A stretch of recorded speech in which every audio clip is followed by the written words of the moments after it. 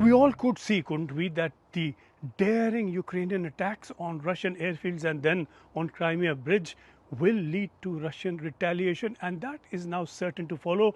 We have Putin's word for it, and that follows an hour and 15-minute conversation held on Wednesday between Presidents Trump and Putin. And Trump put out a post following that conversation to say that Putin had said he will have to respond to the Ukrainian attacks. According to Trump, Putin said he will have to do so very strongly. And so everyone really is bracing now for that Russian retaliation. It is certain to be strong. It could even be the strongest Russian strike we have seen yet into Ukraine. The stunning Ukrainian strike on Russia's airports and aircraft has left Russia both hurt militarily and humiliated. At least 2 A-50 aircraft were destroyed among several others. These we have seen in footage. The Ukrainians say there were more, and these are highly sophisticated aircraft used to target Ukraine and guide missiles fired into Ukraine. Russia has just 7 of these, and the loss of even just 2 would mark a firm tactical blow. But really more, it was the audacious success of the strike that has hurt Russia.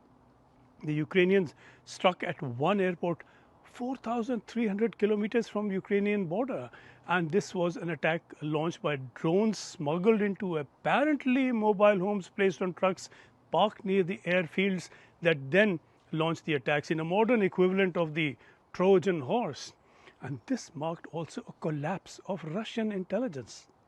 As a former KGB man and with no doubt continuing supervision of intelligence services, Putin would have felt that too as a personal blow. The subsequent attack on the Crimea bridge, the second such on a bridge that Putin had inaugurated proudly, added to his personal feelings of hurt and humiliation without doubt.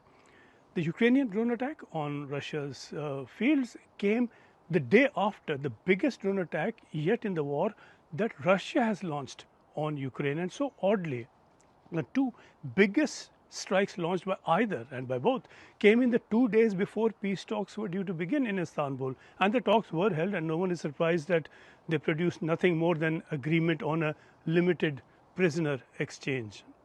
Any further peace talks now look a long way off. Everyone's waiting to see just what Russia hits in Ukraine, where and how hard. Russia has been gaining ground in its front against Ukraine for some time now, is not likely to let up on that push even after the big expected revenge strikes. The best bet for peace was thought to be Trump, that he would play a restraining role.